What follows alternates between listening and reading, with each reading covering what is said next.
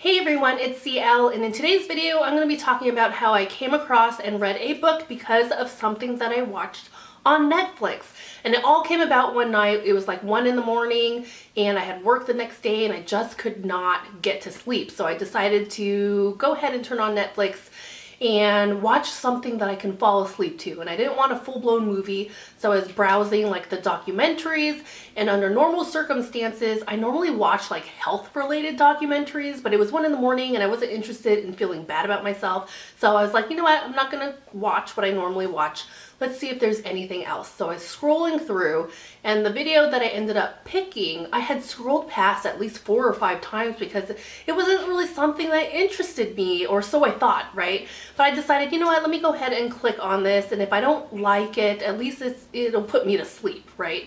And the video that I ended up picking was First Position, which is a documentary that follows these children and their journey through ballet and how they're all training for like this really big competition.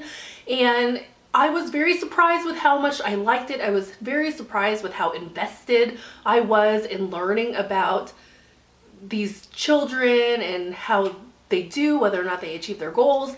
And I surprised myself because I don't really like ballet. I mean, I've tried to watch like a production before and it doesn't interest me, right? Of course I think it's beautiful. Of course I think they're very athletic and talented, but it's just not something that holds my attention. So this documentary was done really, really well. So not only do you see that, yes, they are pursuing ballet, but there's so much more to it because you see their journey, you see what they put their bodies through, what they sacrifice, their work ethic, and you see all the behind the scenes of what goes into being a person who pursues ballet. And yeah, I really enjoyed this documentary. I gave it 4 stars, but the person that stood out to me in watching this documentary was one girl in particular, because as you watch the documentary, you are not prepared to hear like the background story of one girl in particular, which is Michaela de Prince. We learn very early on that yes, she is adopted by a white family, but she was actually a war child of Sierra Leone, and she witnessed her parents' death. She witnessed the murder of her teacher. She has witnessed so many people being murdered, and she lived in like horrible conditions where there was lack of food, there was lack of proper medical care.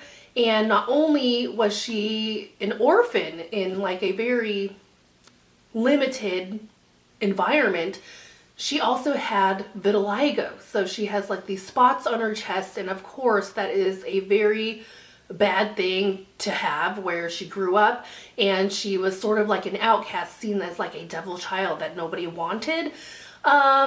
And hearing that backstory and hearing more about her as time goes on in the documentary, it's so easy to kind of become attached, and you want them to do well in their pursuing their goals. You just root for this person.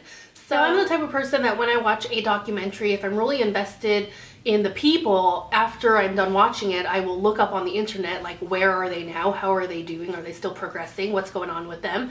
And I looked up how the kids were doing, and of course the documentary has been out a few years, so I was very fortunate to be able to find a lot of updates on the people that they covered. And I seen that Michaela de Prince had written a memoir, and you're probably wondering like, well, she's so young, why does she need to write a memoir? But it really was really good. I ended up finding it at my library, checking it out on Overdrive, and I read through it. I really loved it. I gave it 4 stars, and it follows more of her story. Like, you, not only in her early childhood, she goes into more details of the things she experienced, her adoption with her new family in the United States. And not only that, it goes on further, like even past the documentary. It goes on to the things that she experiences as an adult pursuing a career in ballet, and if she is pursuing a career in classical ballet, and as a black ballerina, that is a very rare. So we get to see her pursue that and see her updating us on her progress through breaking down those barriers of what a ballerina should be, the type of person a ballerina should be, like the stereotypical body type and look of what a classical ballerina should be. So I really enjoyed the documentary. I really enjoyed the book. So I highly recommend watching this documentary, even if you don't like ballet or interested in ballet. Watch the documentary and also read the book. Read Michaela DePrince's book as well. It was really good. I liked it. I felt it was enjoyable. And I would also suggest doing it in the same order I did. Watch the documentary, read the book if you're interested in the book, look up where are they now. Am I the only person that does that? Does anybody else do that? So yeah, Netflix made me read a book. And I kind of like that you run into a book unexpectedly and it turns out being really enjoyable. So yes, that is what I have for you today. Thank you for watching and I will see you later. And also please let me know down below in the comments, do you also look up like where are they now, or am I sort of a weirdo? So thanks for watching. See you later.